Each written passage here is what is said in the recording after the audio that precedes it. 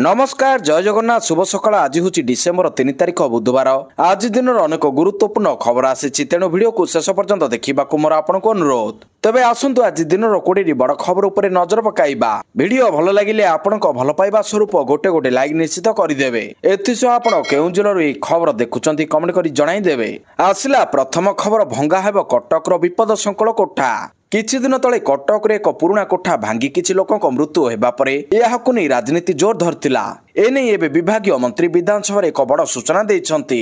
एक लिखित प्रश्नर उत्तर दे नगर उन्नयन मंत्री कृष्णचंद्र महापात्र कहिछंती कटक रे थिबा समस्त विपद संकुल कोठा चिन्हट करा जाय खूब शीघ्र भंगा जिवो।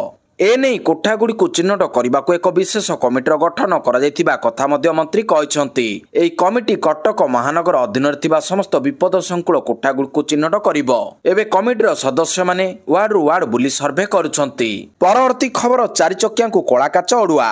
चारि चकिया कार कला रंगर काच लगाइले कार्यानुष्ठान हेउछि। गृह रे उत्तर रखिछंती गृह निर्माण नगर उन्नयन मंत्री डॉक्टर कृष्णचंद्र महापात्र। मंत्री कहछंती 2024 मसिया जनवरी 4 तारिख ठारू 2025 मसिया अक्टोबर 31 तारिख मध्य 214 कला रंगर काच लगाइथिबा मालिकक विरोध रे हेउछि चालान। सेथुरु केवल भुवनेश्वर 162 गाड़ी अंतर्भुक्त अछि। 20 गाड़ी मालिकक ठारू 500 टंका हिसाब रे 1 लाख टंका जरिमाना आदाय होइछि। अवशिष्ट 194 गाड़ी मालिकक विरोध रे प्रोसिक्यूशन रिपोर्ट मजिस्ट्रेट को निकट रे विचार पई अछि।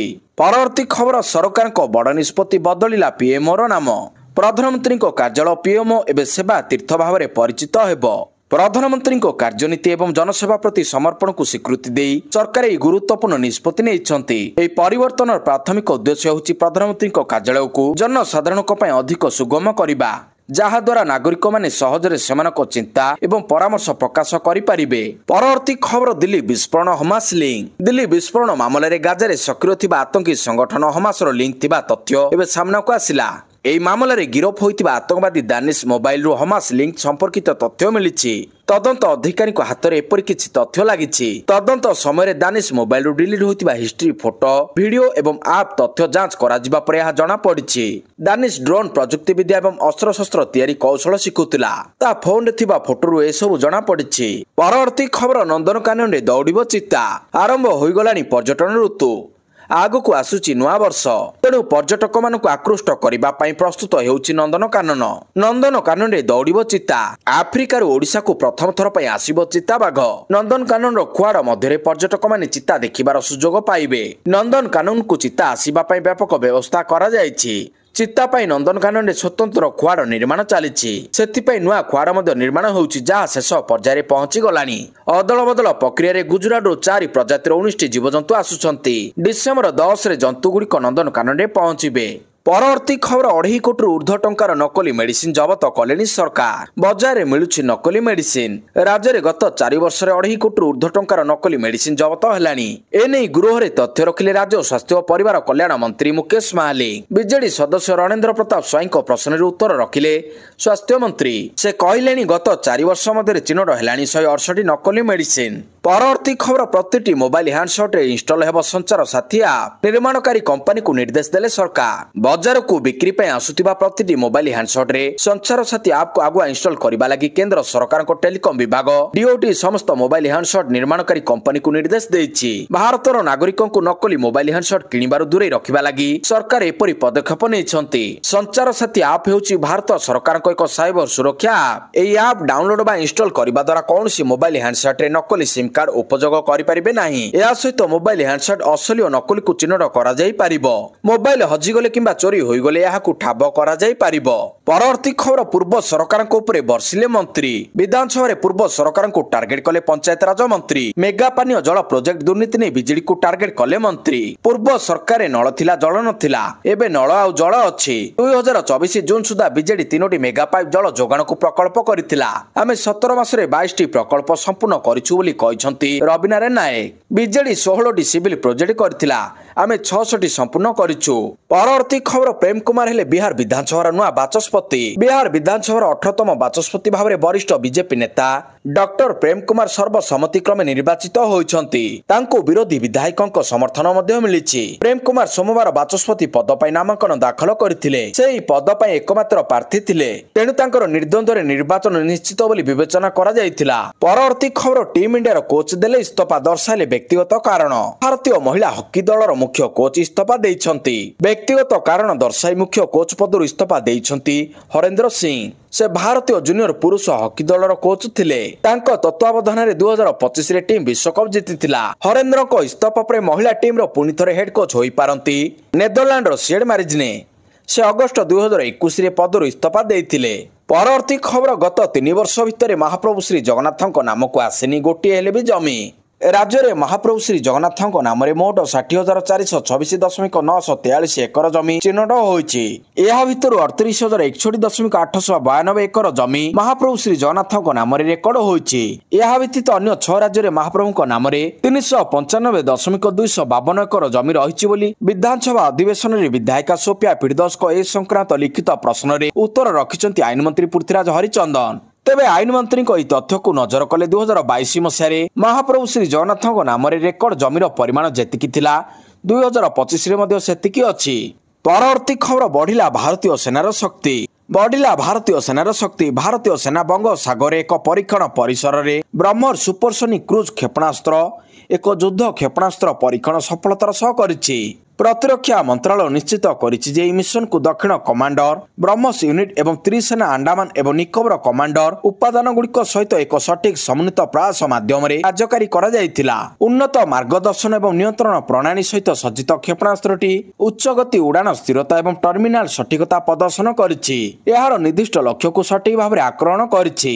ପରବର୍ତ୍ତୀ ଖବର ଛୋଟ ପିଲାଙ୍କ ପାଇଁ ସୋସିଆଲ ମିଡିଆ ବ୍ୟାନ୍। 16 ବର୍ଷରୁ କମ୍ ବୟସର ପିଲାମାନଙ୍କ ପାଇଁ ବିଶ୍ୱରେ ପ୍ରଥମେ ସାମାଜିକ ଗଣମାଧ୍ୟମ ନିଷେଧ କରିଛି ଅଷ୍ଟ୍ରେଲିଆ। ଏହି ନିଷେଧ ନିୟମ କାର୍ଯ୍ୟକାରୀ ହେଲେ 16 ବର୍ଷରୁ କମ୍ ବୟସର ଅଷ୍ଟ୍ରେଲୀୟ ପିଲାମାନଙ୍କ ଦ୍ୱାରା ରଖାଯାଇଥିବା 10 ଲକ୍ଷରୁ ଅଧିକ ସାମାଜିକ ଗଣମାଧ୍ୟମ ଆକାଉଣ୍ଟ ଗୁଡ଼ିକ ନିଷ୍କ୍ରିୟ ହୋଇଯିବ ବୋଲି କୁହାଯାଇଛି। ଆଗାମୀ ଡିସେମ୍ବର 10 ତାରିଖରୁ ଅଷ୍ଟ୍ରେଲିଆରେ ଏହି ନିୟମ ଲାଗୁ ହେବ। 16 ବର୍ଷରୁ କମ୍ ବୟସର ବ୍ୟବହାରକାରୀମାନଙ୍କ ପାଇଁ ଫେସବୁକ୍, ସ୍ନାପଚାଟ୍ ଏବଂ ୟୁଟ୍ୟୁବ ସମ୍ପୂର୍ଣ୍ଣ ନିଷେଧ କରାଯାଇଛି। ପରବର୍ତ୍ତୀ ଖବର ଅଯୋଧ୍ୟା ରାମ ମନ୍ଦିର ସଂଗ୍ରହାଳୟ ନିର୍ମାଣ ପାଇଁ କ୍ୟାବିନେଟରେ ମଞ୍ଜୁରୀ। 52 ଏକର ଜାଗାରେ ହେବ ନିର୍ମାଣ କାର୍ଯ୍ୟ। ଉତ୍ତରପ୍ରଦେଶର ଯୋଗୀ ଆଦିତ୍ୟନାଥ ସରକାର ଅଯୋଧ୍ୟାରେ ଭବ୍ୟ ରାମ ମନ୍ଦିର ସଂଗ୍ରହାଳୟ ନିର୍ମାଣ ପାଇଁ ନିଷ୍ପତ୍ତି ନେଇଛନ୍ତି, ଯାହାର ନିଷ୍ପତ୍ତି କ୍ୟାବିନେଟ ବୈଠକରେ ନିଆଯାଇଥିଲା। ମନ୍ଦିର ସଂଗ୍ରହାଳୟ 52 ଏକର ଜାଗାରେ ନିର୍ମାଣ କରାଯିବ। ଏହା ବ୍ୟତୀତ ମନ୍ଦିର ସଂଗ୍ରହାଳୟ ନିର୍ମାଣ କାର୍ଯ୍ୟ ଟାଟା ଆଣ୍ଡ ସନ୍ସ ଦ୍ୱାରା କରାଯିବ। ରାଜ୍ୟ ସରକାର ଅଯୋଧ୍ୟାରେ ଲଗାତାର ଅନେକ ନିର୍ମାଣ ପ୍ରକଳ୍ପ କରୁଛନ୍ତି। ରାମ ମନ୍ଦିର ସଂଗ୍ରହାଳୟର ନିର୍ମାଣ ଅଯୋଧ୍ୟାର ମାଝା ଜମର ଠାରେ କରାଯିବ। ପରବର୍ତ୍ତୀ ଖବର କଳିଙ୍ଗ ଷ୍ଟାଡିୟମରେ iconic India international open gate ball tournament 2025 ଉଦ୍ଯାପିତ। ଡିସେମ୍ବର ପ୍ରଥମ ସପ୍ତାହରେ iconic India international open gate ball tournament 2025 ଆରମ୍ଭ ହେବା ସହିତ ଭୁବନେଶ୍ୱର କଳିଙ୍ଗ ଷ୍ଟାଡିୟମ ଏକ ଅନ୍ତର୍ଜାତୀୟ ସୌହାର୍ଦ୍ଦ୍ୟପୂର୍ଣ୍ଣ ଖେଳ ପଡ଼ିଆରେ ପରିଣତ ହୋଇଥିଲା। ଦୁଇଟି ଆକ୍ସନ ଭରା ଦିନରେ ଭାରତ ଏବଂ ବିଦେଶର ଦଳଗୁଡ଼ିକ ନିଜର ଅସାଧାରଣ ଦକ୍ଷତା, ଦଳଗତ ଏବଂ ଶୃଙ୍ଖଳା ପ୍ରଦର୍ଶନ କରିଥିଲେ ଓ ଷ୍ଟାଡିୟମକୁ ଏକ କ୍ରୀଡ଼ା ଏବଂ ଏକତାର ମହୋତ୍ସବରେ ପରିଣତ କରିଥିଲେ। କ୍ରୀଡ଼ାମନ୍ତ୍ରୀ ସୂର୍ଯ୍ୟବଂଶୀ ସୁରଜ ଏହି କାର୍ଯ୍ୟକ୍ରମରେ ମୁଖ୍ୟ ଅତିଥି ଭାବରେ ଯୋଗ ଦେଇଥିଲେ। ଏହି ଅବସରରେ କ୍ରୀଡ଼ାମନ୍ତ୍ରୀ କହିଛନ୍ତି ଓଡ଼ିଶାରେ କ୍ରୀଡ଼ାର ବିକାଶରେ ଏପରି ଟୁର୍ଣ୍ଣାମେଣ୍ଟର ଆବଶ୍ୟକତା ଥିଲା। ପରବର୍ତ୍ତୀ ଖବର ଗତ 10 ବର୍ଷ ମଧ୍ୟରେ ମଣିଷ ପଶୁ ଲଢ଼େଇରେ ଯାଇଛି 5,609 ବନ୍ୟ ପ୍ରାଣୀଙ୍କ ଜୀବନ। ରାଜ୍ୟରେ 51ଟି ଡିଭିଜନରେ ଅଛି 51ଟି ଇକୋ ଟୁରିଜମ। ମାତ୍ର 10ଟି ଇକୋ ଟୁରିଜମକୁ ଛାଡ଼ିଦେଲେ ବାକି ସବୁ କ୍ଷେତ୍ରରେ ଚାଲିଛି। ଗୃହରେ ଜଙ୍ଗଲ ବିଭାଗ ମନ୍ତ୍ରୀ ଗଣେଶ ରାମ ସିଂ ଖୁଣ୍ଟିଆ ସୂଚନା ଦେଇଛନ୍ତି। ଅନ୍ୟପଟେ ଗତ 10 ବର୍ଷ ମଧ୍ୟରେ ମଣିଷ ପଶୁ ଲଢ଼େଇରେ ଯାଇଛି 5,609 ବନ୍ୟ ପ୍ରାଣୀଙ୍କ ଜୀବନ। ସେହିପରି ଗତ 10 ବର୍ଷରେ 1,396 ଜଣ ଲୋକଙ୍କ ମୃତ୍ୟୁ ହୋଇଛି।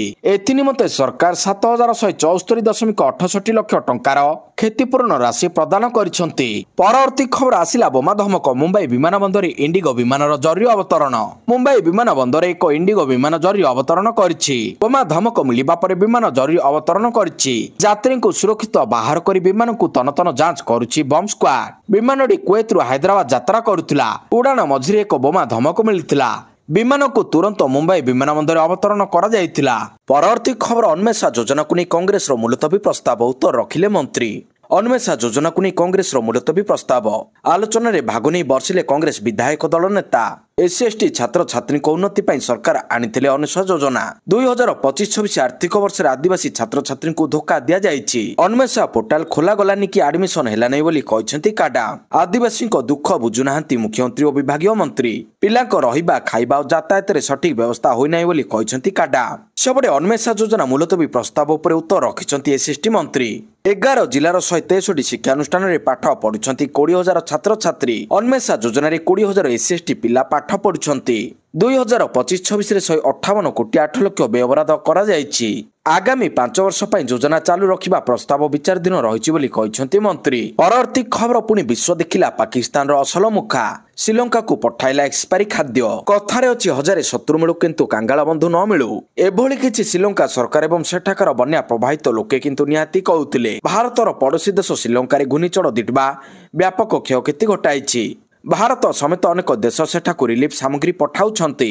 ପାକିସ୍ତାନ ମଧ୍ୟ ନିଜକୁ ଦାନି ଦେଖାଇ ରିଲିଫ ପଠାଇଛି। ତେବେ ସାହାଯ୍ୟ ନାମରେ ଶ୍ରୀଲଙ୍କାକୁ ପାକିସ୍ତାନ ପଠାଇଥିବା ଖାଦ୍ୟ ସାମଗ୍ରୀର ବର୍ଷକରୁ ଅଧିକ ଦିନ ହେବ ଏକ୍ସପାୟର ଡେଟ୍ ଯାଇସାରିଛି। କେବଳ ଶ୍ରୀଲଙ୍କା ନୁହେଁ, ପାକିସ୍ତାନ ଏହା ପୂର୍ବରୁ ତୁର୍କୀ ସହିତ ମଧ୍ୟ ଏପରି ବିଶ୍ୱାସଘାତକତା କରିସାରିଛି।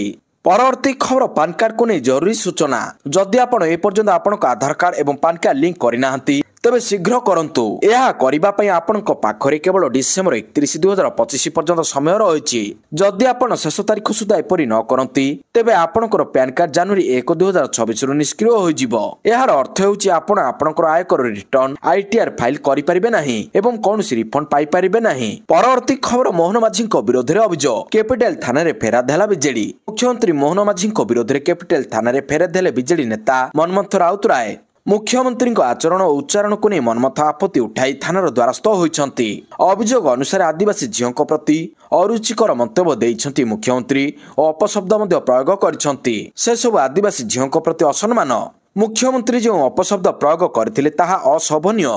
ଦକ୍ଷିଣ ଭାରତର ଏକ ପରିବାର ପ୍ରତି ଐତିହ୍ୟ ପ୍ରତି ଅପମାନ। ମୁଖ୍ୟମନ୍ତ୍ରୀଙ୍କ ବିରୋଧରେ ଏଫଆଇଆର ପଞ୍ଜୀକରଣ କରାଯାଉ ବୋଲି କହିଛି ବିଜେଡି। ପରବର୍ତ୍ତୀ ଖବର ସେନା ପୋଷାକରେ ପୁଟିନଙ୍କ ବଡ଼ ଘୋଷଣା। ୟୁକ୍ରେନର 2 ସହର ରୁଷ କବ୍ଜାରେ। ୟୁକ୍ରେନର ଆଉ 2 ସହର ଉପରେ ରୁଷ ନିୟନ୍ତ୍ରଣ ରହିଛି। ନିଜେ ରୁଷ ରାଷ୍ଟ୍ରପତି ଭ୍ଲାଦିମିର ପୁଟିନ ଏହାର ଘୋଷଣା କରିଛନ୍ତି। ଟେଲିଗ୍ରାମରେ ଏକ ପୋଷ୍ଟରେ ପୁଟିନ ଏହି ଘୋଷଣା କରିଥିବା ଭିଡିଓ ପୋଷ୍ଟ ହୋଇଛି। ଗୁରୁତ୍ୱପୂର୍ଣ୍ଣ କଥା ହେଲା ପୁଟିନଙ୍କୁ ଏହି ଘୋଷଣା କରିବା ବେଳେ ସେନା ପୋଷାକରେ ଦେଖିବାକୁ ମିଳିଥିଲା। ପୂର୍ବରୁ ମଧ୍ୟ ଏଭଳି ବଡ଼ ଉପଲବ୍ଧିରେ ପୁଟିନ ସେନା ପୋଷାକରେ ନଜର ଆସିଛନ୍ତି। ଏହା ସହ ସେନା ପୋଷାକରେ ଘୋଷଣା କରି ପୁଟିନ ୟୁରୋପ, ଆମେରିକା ଓ ପୁରା ନାଟୋକୁ ରୁଷ ସେନାର ଶକ୍ତି ଦେଖାଇଛନ୍ତି। ପରବର୍ତ୍ତୀ ଖବର ଇମ୍ରାନଙ୍କୁ ଜେଲରେ ଭେଟିଲେ ଭଉଣୀ ଉଜ୍ଜମା। ପୂର୍ବତନ ପାକିସ୍ତାନ ପ୍ରଧାନମନ୍ତ୍ରୀ ଇମ୍ରାନ ଖାନଙ୍କୁ ଜେଲରେ ଭେଟିବା ପାଇଁ ଯାଇଛନ୍ତି ଇମ୍ରାନଙ୍କ ଭଉଣୀ ଉଜ୍ଜମା। କିଛି ଦିନ ତଳେ ଜେଲ ଭିତରେ ଇମ୍ରାନଙ୍କୁ ଆଫଗାନିସ୍ତାନ ଗଣମାଧ୍ୟମ ଦାବି କରିବା ପରଠାରୁ ଦେଶରେ ଅଶାନ୍ତ ପରିସ୍ଥିତି ସୃଷ୍ଟି ହୋଇଥିଲା। ଜେଲ କର୍ତ୍ତୃପକ୍ଷ ମଧ୍ୟ ଇମ୍ରାନଙ୍କ ପରିବାରଙ୍କୁ ତାଙ୍କ ସହିତ ଭେଟିବା ପାଇଁ ସୁଯୋଗ ଦେଉନଥିବାରୁ ଏହାକୁ ନେଇ ପାକିସ୍ତାନ ଅଶାନ୍ତ ହୋଇପଡ଼ିଥିଲା। ଏହାପରେ ଇମ୍ରାନଙ୍କୁ ଭେଟିବା ପାଇଁ ରାବଲପିଣ୍ଡିରେ ଥିବା ଅଡିଆଲା ଜେଲରେ ପହଞ୍ଚିଛନ୍ତି ଇମ୍ରାନଙ୍କ ଭଉଣୀ ଉଜ୍ଜମା ଖାନ। ପରବର୍ତ୍ତୀ ଖବର IPL ଖେଳିବେନି ମ୍ୟାକ୍ସୱେଲ। IPL 2026 ନିଲାମ ପାଇଁ 1355 ଖେଳାଳି ନିଜ ନାମ ରେଜିଷ୍ଟର କରିଛନ୍ତି। କିନ୍ତୁ ସବୁଠାରୁ ଆଶ୍ଚର୍ଯ୍ୟକର କଥା ହେଉଛି ଏହି ଖେଳାଳିଙ୍କ ମଧ୍ୟରେ IPLରୁ 92 କୋଟି ଟଙ୍କା କମାଇଥିବା ଖେଳାଳି ଗ୍ଲେନ୍ ମ୍ୟାକ୍ସୱେଲଙ୍କ ନାମ ନାହିଁ। ଅଷ୍ଟ୍ରେଲୀୟ ଷ୍ଟାର ମ୍ୟାକ୍ସୱେଲ IPL 2026 ନିଲାମକୁ ତାଙ୍କ ନାମ ପ୍ରତ୍ୟାହାର କରିନେଇଛନ୍ତି, ଯାହା ଲିଗ୍ରେ ତାଙ୍କର ଲମ୍ବା ଏବଂ ରଙ୍ଗୀନ ଯାତ୍ରାରେ ଏକ ଅପ୍ରତ୍ୟାଶିତ ବିରାମ ଆଣିଛି। ମ୍ୟାକ୍ସୱେଲ ଏକ ଭାବପ୍ରବଣ ଇନଷ୍ଟାଗ୍ରାମ ପୋଷ୍ଟ ମାଧ୍ୟମରେ ତାଙ୍କର ନିଷ୍ପତ୍ତି ଘୋଷଣା କରିଛନ୍ତି। ବର୍ଷ ବର୍ଷ ଧରି ପ୍ରଶଂସକ ଏବଂ ଫ୍ରାଞ୍ଚାଇଜଗୁଡ଼ିକୁ ସେମାନଙ୍କର ସମର୍ଥନ ପାଇଁ ଧନ୍ୟବାଦ ଜଣାଇଛନ୍ତି। ତାଙ୍କ ବାର୍ତ୍ତାରେ ମ୍ୟାକ୍ସୱେଲ ଲେଖିଛନ୍ତି, IPL ଅନେକ ଅବିସ୍ମରଣୀୟ ସିଜନ ପରେ ମୁଁ ଏହି ବର୍ଷ ନିଲାମରେ ମୋର ନାମ ନ ରଖିବା ପାଇଁ ନିଷ୍ପତ୍ତି ନେଇଛି। ପରବର୍ତ୍ତୀ ଖବର 18 ତାରିଖରେ ଆନ୍ଦୋଳନକୁ ଓହ୍ଲାଇବେ ବ୍ଲକଗ୍ରାଉଣ୍ଡ ହାଇସ୍କୁଲ ଶିକ୍ଷକ ଓ କର୍ମଚାରୀ ସଂଘ। ଆନ୍ଦୋଳନକୁ ଓହ୍ଲାଇବେ ବ୍ଲକଗ୍ରାଉଣ୍ଡ ହାଇସ୍କୁଲ ଶିକ୍ଷକ ଓ କର୍ମଚାରୀ ସଂଘ। ରାଜଧାନୀରେ ଅହରାତ୍ର ଧାରଣାରେ ବସିବାକୁ ନେଇ ସାମ୍ବାଦିକ ସମ୍ମିଳନୀ କରି ସୂଚନା ଦେଲେ ଶିକ୍ଷକ। ସାରା ରାଜ୍ୟରେ 2557ଟି ହାଇସ୍କୁଲରେ ପାଖାପାଖି 25,000 ବ୍ଲକଗ୍ରାଉଣ୍ଡ ମାଧ୍ୟମିକ ସ୍କୁଲ ଶିକ୍ଷକ ଓ କର୍ମଚାରୀ କାର୍ଯ୍ୟରତ ଅଛନ୍ତି। ଆଗାମୀ 18 ତାରିଖ ଦିନ ଆନ୍ଦୋଳନକୁ ଓହ୍ଲାଇବେ ବୋଲି ସାମ୍ବାଦିକ ସମ୍ମିଳନୀ କରି ଘୋଷଣା କରିଛନ୍ତି ସଂଘ ନେତା। ପରବର୍ତ୍ତୀ ଖବର ଭାରତ ଗସ୍ତରେ ଆସୁଛନ୍ତି ପୁଟିନ। ସୁରକ୍ଷାକୁ ଦୃଷ୍ଟିରେ ରଖି ଦିଲ୍ଲୀରେ ହାଇ ଆଲର୍ଟ ଜାରି।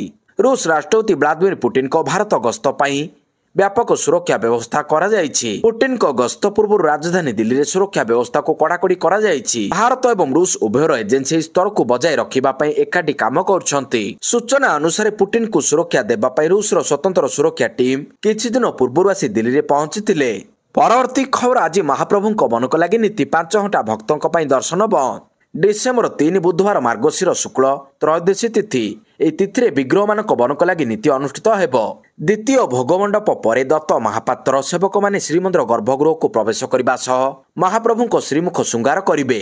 ପ୍ରାକୃତିକ ପ୍ରଣାଳୀରେ ପ୍ରସ୍ତୁତ ପ୍ରସାଧନରେ ଶ୍ରୀ ବିଗ୍ରହଙ୍କ ଶ୍ରୀମୁଖକୁ ଶୃଙ୍ଗାର କରାଯିବ।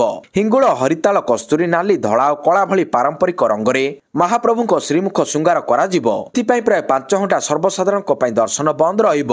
ସନ୍ଧ୍ୟା 5ଟାରୁ ରାତି 10ଟା ପର୍ଯ୍ୟନ୍ତ ଭକ୍ତଙ୍କ ପାଇଁ ଦର୍ଶନ ବନ୍ଦ ରହିବ। ପରବର୍ତ୍ତୀ ଖବର ହିନ୍ଦୁ ଦେବତାଙ୍କୁ ନେଇ ବିବାଦୀୟ ମନ୍ତବ୍ୟ। ତେଲେଙ୍ଗାନା ମୁଖ୍ୟମନ୍ତ୍ରୀ ରେବନ୍ତ ରେଡ୍ଡୀ ପୁଣି ଥରେ ତାଙ୍କ ବିବାଦୀୟ ମନ୍ତବ୍ୟ ନେଇ ଅଡୁଆରେ ପଡ଼ିଛନ୍ତି।